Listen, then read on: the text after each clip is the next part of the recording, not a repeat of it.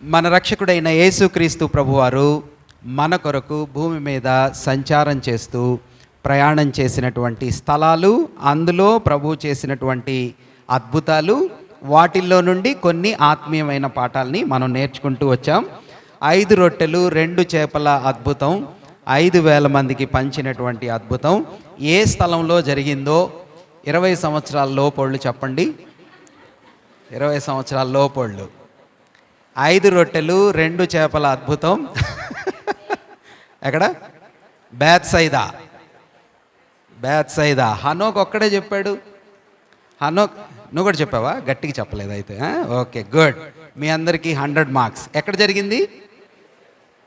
బేత్సైదాకి ప్రభు వచ్చి 5 రొట్టెలు 2 చేపల అద్భుతాన్ని చేశారు.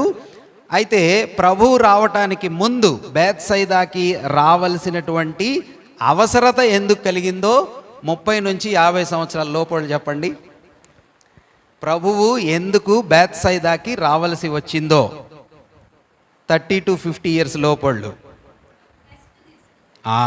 గుడ్, శబాష్. ఒక్కళ్ళే చెప్పారబ్బా, ఒక్కళ్ళే చెప్పారు.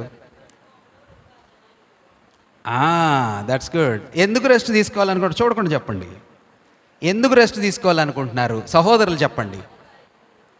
సహోదరులు ఎందుకు రెస్ట్ తీసుకోవాలనుకుంటున్నారు? అంటే చాలా రోజులు అయిందిలేండి, ఊరినే రీక్యాప్ చేయడానికి నేను అడుగుతున్నాను వేరుగా. నానా ఎక్సలెంట్. కాజుబాబుకి 100కి 100 మార్కులు. యేసయ్య వారు తన శిష్యులకు 12 మందికి ఇద్దరిద్దరుగా ఆయన గలిలయ ప్రాంతం అంతటిలో సేవకు పంపించారు. అందువల్ల వాళ్ళు సేవ చేసిన తర్వాత యేసయ్య దగ్గరికి వచ్చారు. యేసయ్య దగ్గరికి వచ్చినప్పుడు వాళ్ళకి ఏం లేదన్నా, రెస్ట్ లేదు, విశ్రాంతి లేదు. అందువల్ల విశ్రాంతి కొరకు ఎక్కడికి వచ్చారు? విశ్రాంతి కొరకు, రెస్ట్ కొరకు. వెరీ గుడ్, శబాష్, బాగా చెప్పావు నాన్న. రియో బేత్సైదాకు వచ్చారు. బేత్సైదాలో అద్భుతం చేశారు ప్రభు. బేత్సైదా నుంచి ఆయన తిరిగి ఎక్కడికి వచ్చారు నాన్న? కపెర్నహూము అనే ప్లేస్కి వచ్చారు కదా. కపెర్నహూముకు వచ్చేటప్పుడు రాత్రి వచ్చారా, పగలొచ్చారా? సహోదరులు చెప్పండి అన్న. నైట్ వచ్చారా? సూపర్ చెప్పారు. సముద్రం మీదన ప్రభు నడిచి వచ్చారు. అది పగలా రాత్రి అంటేనే మీకు వెంటనే గుర్తొచ్చేయాలి కదా. రాత్రి వేళ నడిచి వచ్చారు. నడిచి వచ్చినప్పుడు అప్పుడు ఇంకొక అద్భుతం కూడా జరిగింది. ఏం జరిగింది చెప్పండి? పేతురు కూడా నడిచారు. Very good. నడిచి యువతలకు వచ్చిన తర్వాత ఏ ఊరు వచ్చారన్నా? అన్నా మీకు కనిపిస్తుందా బోర్డు? నువ్వు చెప్పన్నా, మమ్మల్ని అడగబా. కపెర్నహూముకు వచ్చారు. కపెర్నహూములో ఏం జరిగింది? యేసయ్య వారు అద్భుతమైనటువంటి సందేశాన్ని ఆయన బోధించారు. ఆ సందేశం ఏంటో లాస్ట్ టైం నేను చెప్పా. Very good. ఏం సందేశం అన్నది? జీవాహారము నేనే. కాబట్టి ఆయన శరీరాన్ని తినటం, ఆయన రక్తాన్ని తాగటం అంటే ఏంటో ఈ ఊరిలోనే యేసయ్య చెప్పాడు. ఏ ఊరిలో అన్న ఇప్పుడు చెప్పండి అన్న. కపెర్నహూము అనే ఊర్లో జీవాహారము నేనే అనే సందేశాన్ని యేసయ్య బోధించారు. అక్కడ యేసు ప్రభు వారు ఉంటూ ఉండగా, అక్కడ అంటే గుడ్, కపెర్నహూములో యేసయ్య ఉండగానే జీవాహారాన్ని గురించినటువంటి బోధ వాళ్ళకి చెప్పిన తర్వాత కొందరు యెరూషలేము నుండి యేసయ్య దగ్గరికి వచ్చారు. వాళ్ళు ఎవరో చెప్పండి. గుడ్, బాగా చెప్పారు. యేసయ్య దగ్గరికి ఎవరు వచ్చారు నాన్న? శాస్త్రులు, పరిచయులు వచ్చారు. వాళ్ళు ఏమన్నారు? నీ శిష్యులు చేతులు కడుక్కోకుండా భోజనం ఎందుకు చేస్తున్నారు అని వాళ్ళని ప్రభుని ప్రశ్నించారు. అప్పుడు ప్రభు ఇంకొక సందేశం చెప్పారు. ఏం సందేశం అది? Very good. మార్కు సువార్తలో ఉంది, మరి ఆ తర్వాత మత్తయి సువార్తలో కూడా ఉంది. మత్తయి 15లో ఉంటుందన్నమాట. కడుపులోకి బయట నుంచి లోపలికి వెళ్ళేది మనల్ని అపవిత్రం చెయ్యదు, కానీ ఏమి అపవిత్రం చేసిద్ది?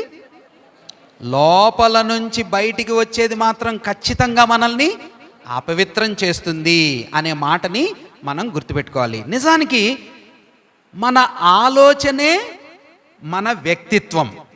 మీకు తెలుసన్నా? Our thinking is our personality. What we think is what we are. ఈజీగా ఉందా, తేలిగ్గా ఉందా లేదా? మనమేమి ఆలోచిస్తామో అదే మనం. మనమేది ఆలోచిస్తామో అదే మనమేదో మన ఆలోచన కూడా అలానే ఉంటుంది.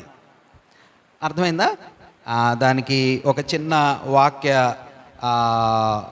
రుజువుని మనం చూడటానికి ప్రయత్నం చేద్దామా? చూడండి, సామెతల గ్రంథం 23వ అధ్యాయం. సామెతల గ్రంథం 23వ అధ్యాయం 7వ వచనాన్ని చదువుదామా? సామెతలు 23:7.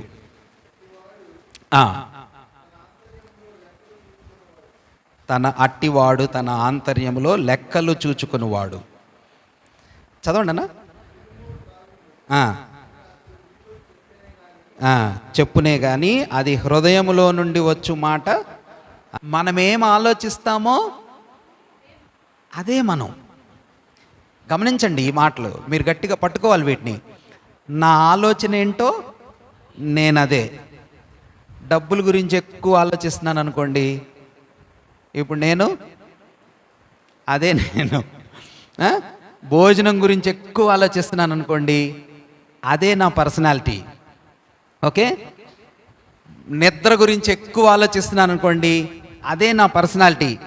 మేలు చేయాలి అని ఎక్కువ ఆలోచిస్తున్నాను అనుకోండి, అదే నేను. చదవాలి, పైకి రావాలి, గొప్పగా అవ్వాలి అని ఎక్కువ ఆలోచిస్తున్నాను అనుకోండి, అదే నేను. What we think is what we are. What he thinks is what he is. దేవుని వాక్యం సెలవిస్తుంది. ఫిలిప్పీ పత్రిక 4వ అధ్యాయంలో భక్తుడైన పౌలు గారు ఏమన్నారంటే, మీరు ఏం ఆలోచిస్తారో చూసుకోండి కదా. చూడండి అన్న, ఆ మాట కూడా చదువుతారా? ఫిలిప్పీ పత్రిక 4వ అధ్యాయం 8వ వచనం. 4వ అధ్యాయం 8వ వచనం. సహోదరులారా, ఏ యోగ్యత అయినను మెప్పైనను ఉండిన ఎడల, ఏవి సత్యమైనవో, ఏవి మాన్యమైనవో,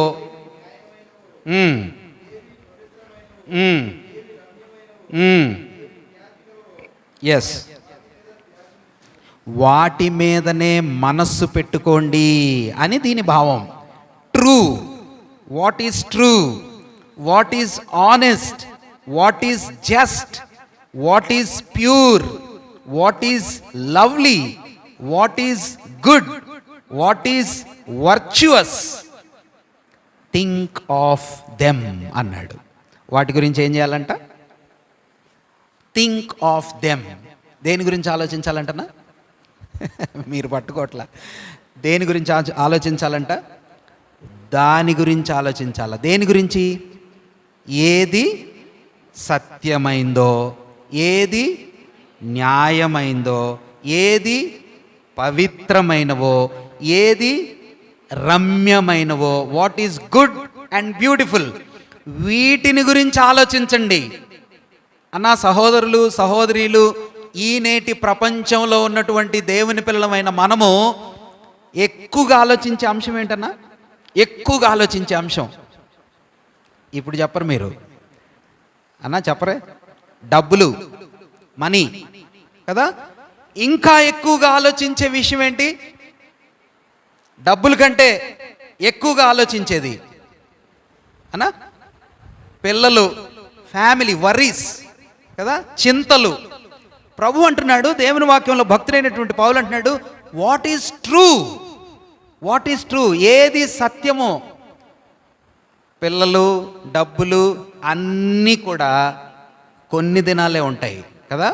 కానీ సత్యవంతమైన విషయాల మీద మీరు మనసు పెట్టండి, ఆలోచన చేయండి. న్యాయవంతమైనవి, పవిత్రమైనవి, దైవికమైనవి, వీటిని గురించి మీరు ఆలోచన చేయండి. అంతేగాని లోక సంబంధమైన విషయాల గురించి ఎక్కువగా ఆలోచన చేయటం వల్ల ఏం పెద్ద ప్రయోజనం లేదు. కాబట్టి మన హృదయాల్లో మనమేమి ఆలోచన చేస్తామో వాటిని బట్టే మన జీవితం ఆధారపడి ఉంటుంది అనే సత్యాన్ని అప్లికేటింగ్ పార్ట్లో మనం నేర్చుకోవచ్చు. కాబట్టి ఈ 2 ప్రసంగాలు, జీవాహారాన్ని గురించినటువంటి ప్రసంగం, రెండవది మనల్ని అపవిత్రపరిచేటటువంటి హృదయంలో నుంచి వచ్చే తలంపులను గురించిన ప్రసంగం, ఈ 2 కూడా ఎక్కడ ప్రభు బోధించారన్నా?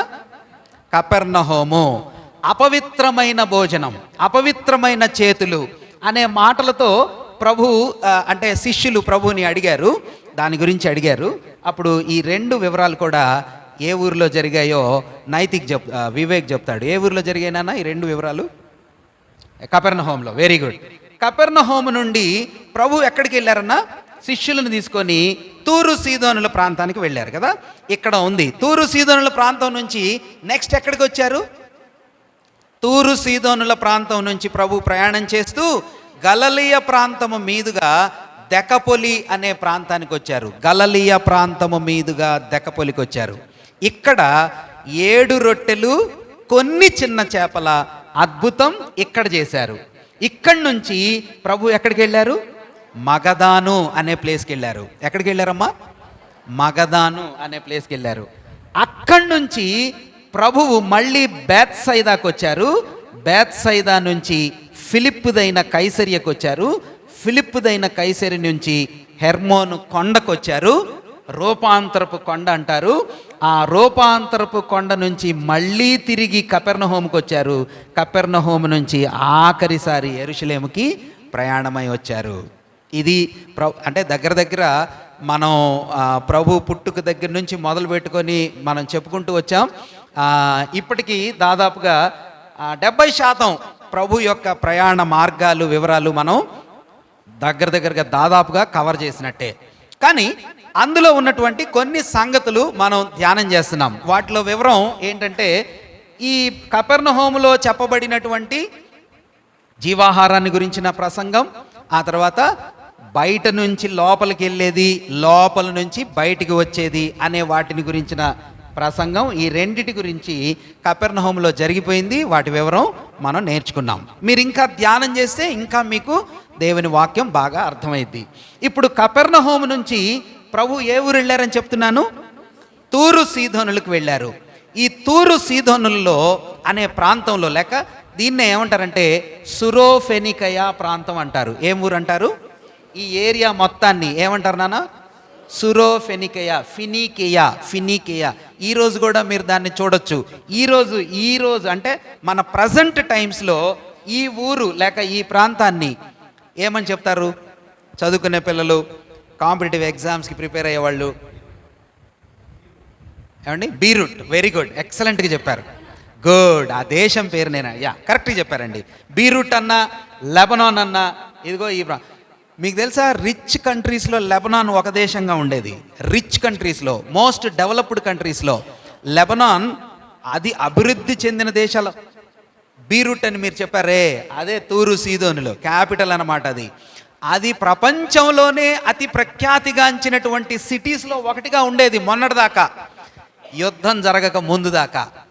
యుద్ధం జరిగిన దగ్గర నుంచి లెబనాన్ దేశం చాలా పతనమైపోయింది. సరే, అది ఇప్పుడు మన ప్రస్తుతపు పరిస్థితి. కానీ ప్రభు వెళ్ళినప్పుడు ఈ తూరు సీదోనుల ప్రాంతంగా చెప్పుకునే ఫినీకియా లేక సురోఫెనికయా, కనాను అనే ప్రాంతం అంటారు దాన్ని.